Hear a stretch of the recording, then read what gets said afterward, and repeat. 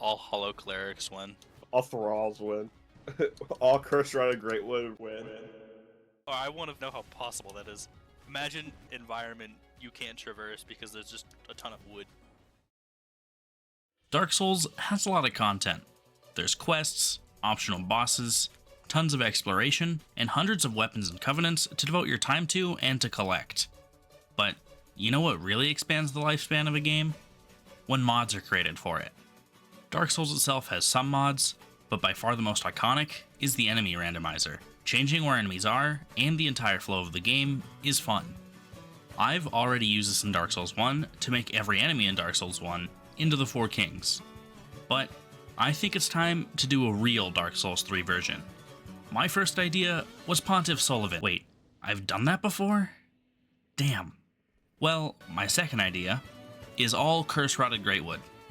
My thought is that this boss is so absolutely massive that it makes the areas untraversable. Well, there's only one way to find out, right? Rising from our grave in the Cemetery of Ash, we can see how noticeably huge our enemies are. And although moving past the first Greatwood isn't an issue, the second one is harder to move around. Then, we come to our first roadblock, literally. This Greatwood is stuck in both the sidewalls, and can't move out of the way. Our very first room is already presenting us with a potentially impossible run. The solution we find is to get the wood to go upwards with a slam, which allows us to barely run under. The next room is similar, with the main strategy being to just run into the one we're stuck on, to try to get him to do the attack we're looking for. Then we enter into the Arena of Gundyr, which has been replaced by the Greatwood, and it's hollows?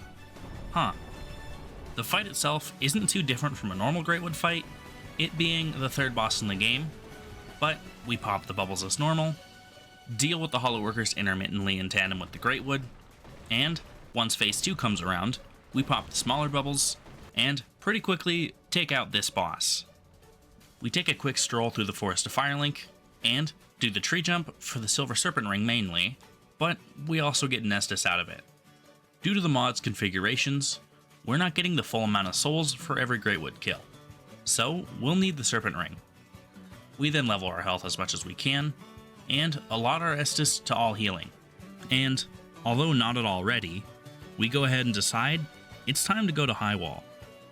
The moment we step into our new hell, we already know what we're in for. We had a little preview in our spawn location, but we're thrown into the full force of it here.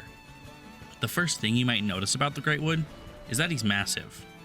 If there's a thin space you have to move through to progress, he'll be on either end of it or inside it. The second thing we notice, and quickly learn, is that the wood has many options for range. He has really long arms, and can actually throw projectiles to keep most areas from being safe. This combination of facts would normally make this challenge impossible, but there's a third thing we notice. The woods can damage each other, for some reason. I've never heard of an ecosystem full of trees that kills the others, but thankfully, we can try and make it through this area. The Greatwoods block our path, but if we stay far back and let them fight, we can drain their health down enough to kill them, and thin the numbers down to 1, and then we can take the last one out. We have to repeat this process for every small group of Greatwoods, and there's the ones in this little section of highwall, then there's ones right outside the door here, which we actually can't do much to. So, we stand back and let them handle themselves. But the ones past that are really tough to deal with. This group just has too small of a bottleneck to deal with. Thankfully, we can go up the stairs here and down to the Mimic Room. The dragon is a bit of a help here, but unfortunately, the Greatwoods as a species recognized this and killed the dragon, giving us a large Titanite. And this is where I start to lose steam during the session. We die just at the bonfire, and it looks like we made a lot of progress, right? Well, that was a fluke. As we keep trying this painfully slow route to our second bonfire, we realize we don't actually have any heals, and it's showing. With a +0 Estus and an overleveled health bar, we basically have just this health bar to work with. Any mistake will permanently drain our health bar by a lot, and the longer we take, the more likely it is we're making a mistake. We try to go back to Firelink to regroup, and we can't. We end up using a homeward bone, and buy a good stock of them, since we don't know when we'll be able to leave willingly. And then, after quite a few attempts, we make it into the room under the dragon, and we get to the tower with the bonfire one more time. This time, we're a lot more equipped, so the Greatwoods around us, although they clip up and down to wherever is most convenient, can't stop themselves from killing each other, and we're able to light the second bonfire.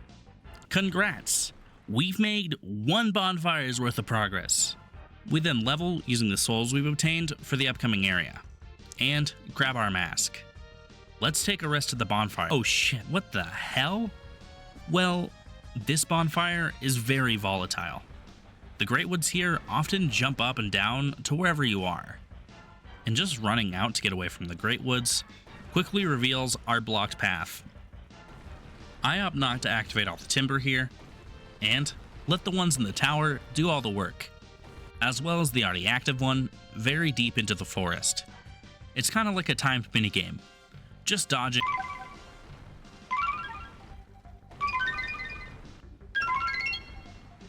Once we made it past the rooftops, we run into the armory, and very carefully kill the last few woods, which lets us get an Estus shard, and free Grey Rat. And after going through the whole rooftop charade again, we drop off the roof. Then we sprint and flail to open the shortcut. The way there is easy enough to just squeeze in between the trees. And since we've opened the shortcut, the way back is similar. As for Vort, we try to work him down, but but a tree just came through the fog and did it for me. As we raise the banner to get to the settlement, how are there this many trees? This area is like easy. It's still pretty simple, as we're high enough for most woods to die pretty easily at first, and we can clean up the rest at the door that leads ahead. Now, this area is really difficult to explore. I feel like I'm lost inside the Great Deku Tree. It's just rolling around when I get the premonition that I'm gonna be attacked. And while there are some places that look safe, like this bridge, some of the woods fall off trying to reach us. It has to be safe, right? Well, others don't, and there's always a route they can take to get to us. So, the move is to just run, and to stall when we need to get items, like the Estus Shard here, or the Warriors of Sunlight. With that, it's an easy run. Why? We keep trying, but these trees are phasing in and out of existence to hit us. Eventually, we make it to the next bonfire, quitting out in order to light it. We then use the souls we've gathered to buy the tower key, in which we get a temporary armor set. While waiting for the rest of it, not like we forgot to equip it at all, we also get the Estus ring, which is a major upgrade to our healing right now. Before we really have a potent Estus, there are so many Greatwoods in the next area that they all kill each other, and we can grab the Undead Bone Shard and the Mortician's Ashes for the Embers, which can give us a lot of healing once per life if we use it at the right time, as well as a small health boost. Now, it's time to journey for a fire gem. Oh yeah, guess who forgot to talk about the fact they killed Cursor out of Greatwood?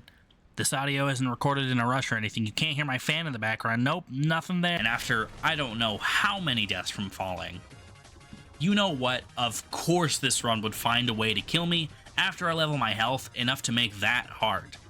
After the most chaotic room, and the most lucky rolls yet, we open the sewers and can now access them whenever. Which means, after we buy the grave key, we have an easy route past the bridge that looks like that. Now that we can go see Siegmeyer, we can kill this specific Greatwood with him, and get our fire gem. A little past that is the Chloranthy ring, and the rest of our armor set. The fire gem might seem like an odd choice, since it would effectively get rid of our scaling. That's true, but the Greatwood is weak to fire, and since there's no other enemies we have to worry about, the fire is going to be doing more damage than we can do. And we also don't have to worry about scaling for now. The Road of Sacrifices starts off strong in terms of characterization, starting with the happy accident, that being getting knocked off the bridge onto the lower path, which is actually a much easier path. The rest of the area is more of the same. Well, if you consider the same to be a constant earthquake happening. What is that noise? I literally can't even talk over it. I can't hear myself talk. Hello? The way to the sage is pretty easy after a couple minutes, as most of the Greatwoods have cleared themselves out. And testing out our new weapon on the crystal would...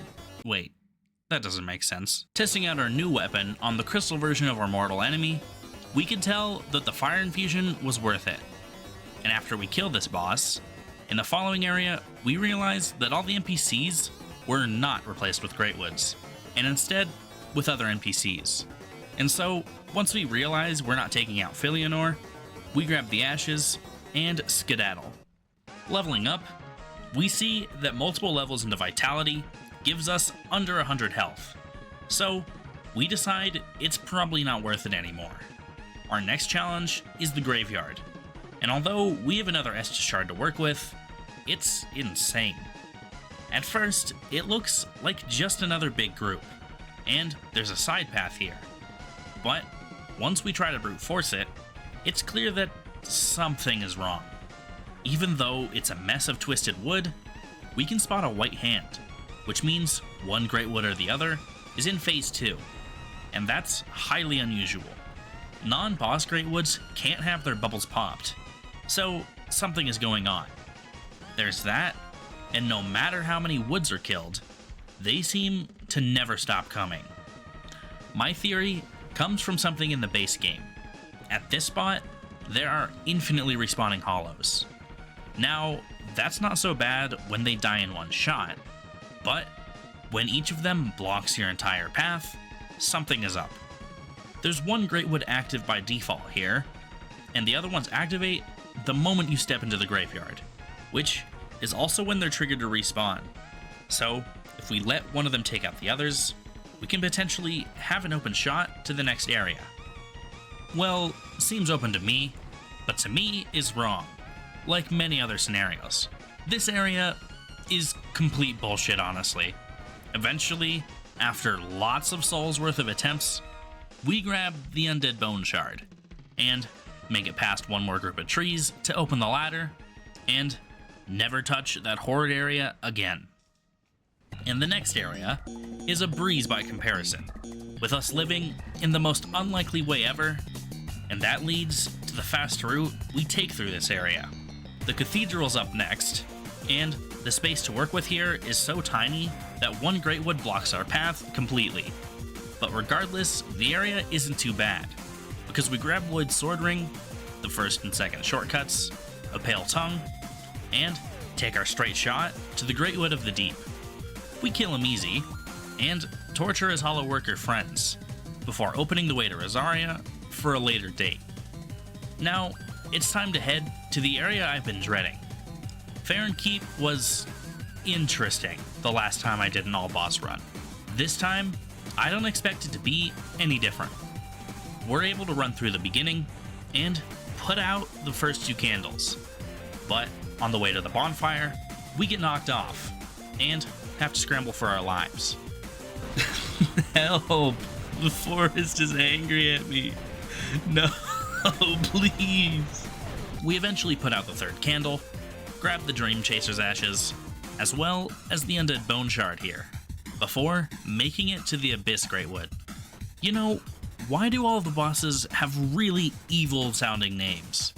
Curse Rotted Greatwood, Greatwood of the Deep, Abyss Greatwood. Anyway, the boss is easy, because bosses aren't exactly the hard part of the run. The catacombs are pretty easy as well. The Greatwoods often get stuck on top of the roof, letting us pass by, and other times the skeleton ball will knock us past them. And that leads to High Lord Greatwood. Remember when I said bosses aren't the challenge part of this challenge run? Well, this puts a bit of a condition on that statement. Right now, The wood's weak point often sits in the ground, requiring a bit of luck to get off the ground in this fight. Thankfully, it's not too bad, and we kill the boss pretty easily. Now, it's time to head down to the Smouldering Lake, which is a place you think beings of wood wouldn't occupy, but no! There's a lot of large titanite here, and our weapon gets upgraded to +6, as well as getting more Estus, and upgrading that to a +6. The boss is easy enough. Again. On the way to Irithyll, we see the chaos up ahead, but surprisingly, it's not too bad. It's nothing we haven't handled before, and we're able to tank and dodge through the plywoods all the way to Irithyll dungeon. Ava invades us here, and oh my god, a real human, thank god! But actually, we kill Ava. I don't think anyone would want to live in this place. The dungeon is actually horrible. Ignoring the stupid camera here, the density of enemies here is absolute madness, and it takes a lot of squirming to make any progress. That, in the matter of the bridge, where the Greatwood's attacks don't knock us off, but him moving is what does it. That, and the climb to try again, sucks. Other than that, we grab another undead bone shard, and take out Greatwood the Giant. Wow, that name really doesn't work, does it? The journey through the rest of Irithyll is unremarkable. Although the woods kill Lundor Paleshade for us, and it's nice to know that they don't hate just me, just all humans. In Anor, we have business other than the boss. We grab the Giant's Coal, but we also head back to the Smouldering Lake, and grab the gem we missed. We use these tools to infuse our weapon to chaos, and we have one more thing to do before trying to sweep the rest of the game. We go to Rosaria, and swap all our strength investment for intelligence and faith, both of which scale with our weapon better than strength. Now, back to Anor, we grab another Estus shard and take on the Devourer of Gods. What's so special about this one? The one that sits in its own shit? Well, maybe he is special. He teleported us back to Highwall. There's another boss, and something about the boss Greatwoods is that we do so much damage, we don't even have to pop all the bubbles anymore. They kinda fall over like paper at this point. Well, I would show you, but this one dies to its enemies outside. Here, just look at the Devourer of Gods again. Look, I'm not perfect, okay? Sometimes you don't have the proper foot.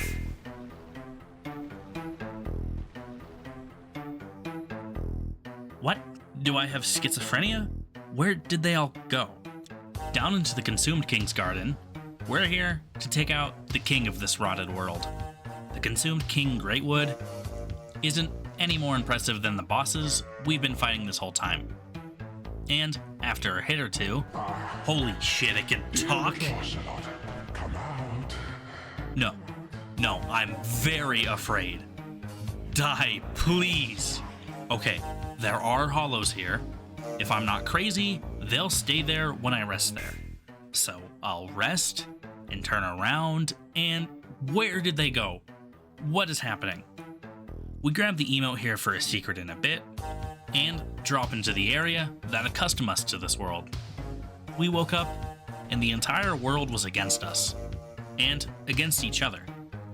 We've done this before, and we've even done the boss before, but this time it's much easier. Finding our way to what claims to be Firelink, we explore and find the eyes of a firekeeper. I know just who to give this to. For now, we take the route over to an area lost to time, Archdragon Peak. I'm surprised the trees can even survive here, but the ancient Greatwood is no challenge at all. The rest of the peak is just as easy, although we grab the Dragon Chaser's ashes and get knocked off again. What is this, the Bed of Chaos? The Greatwood of the Storm is easy, and while watching the cutscene, why is he chrome? Have I not unlocked him yet? We kill him a second time, and can now get a fully upgraded weapon. Moving into our last area of the main game, we are mostly able to run through, and we don't need much besides the undead bone shards here. The Dragon Slayer Greatwood gets killed for us. Okay. The Grand Archives is something that I've been dreading this whole run. It's always scary. A very small area with lots of enemies, but other than almost getting soft-locked, it's pretty easy. The final run up to the Twin Woods is a flashback to Highwall, with the same architecture and enemy density. And for a second, I think I'm gonna die. But I've grown. I've found my armor. I've found a weapon and optimized it against my mortal enemy. And I've gotten tougher. And my Estus has grown alongside me. With all this, we're able to make it past the Horde and fight the Twin Woods, which is the same boss twice. And the boss is one we have major experience against. Now, it's time for the DLC. The way down from the bridge is pretty easy, and the boss here isn't 2 Greatwoods, but 1, and so we shred it. On the way to our next boss, there's a small problem. The normal spot here is a ton of harmless enemies, but that also means there are a ton of very harmful Greatwoods. Once we wait enough time for them to sort themselves out, we run past them. The area above is the same, but also worse. One mistake, or something as simple as the Greatwood moving the wrong way, and we're off the edge. A lot. We actually have to clear out the Greatwoods ourselves, since they're too busy knocking us off, instead of killing each other. Eventually, we make it onto the rooftops, and we're home free to the boss. Oh, damn, another cutscene? I don't care. What the hell happened? Why, whenever I skip a cutscene, something insane happens? Well, the bosses are easy, and we're to the second DLC. And here, it looks like the trees have made it to the end of time. Unfortunately, they're in a very unstable truce, and that breaks the moment I come around, as they all fall off the edge quickly. This area is mostly the same. The threat of falling off the edge is always scary, and we do a shortcut onto a stray branch. Barely. And holy shit, this is the worst section for noisy. Then, we make it to the Greatwood from below. There's no phase 2, nor are there 2 Greatwoods, so this boss is just as easy as normal. And we're to the last area. Let's use all our skills so far and do this. At first, we opt to run through this area fast, since waiting around with tens of woods is a recipe for disaster. Out of habit, we go through the bottom path and get punished for it. We then realize we're stupid and not gonna get shot by any archers. So we go to the top route and move on to the next room. And with one final tech, we have an intense fight with this Greatwood on the bridge. Since non-boss woods can't have their bubbles popped, we can just swing away at them here, which we've been doing for quite a bit actually. Moving forward, we walk into the next rooms, and the door closes behind us? Okay. We take out another wood, and run free to Midir, who's still alive? Well, he somehow turns into a Greatwood that falls off and dies. Is that what's happening here? They've all been turned into trees? I might as well put them out of their misery. This last section is 4 bosses, one after the other. And they all go down, well, easy. What do you expect? I've been fighting this boss the whole time. With that, it's time to end this world. So, we let the flame die.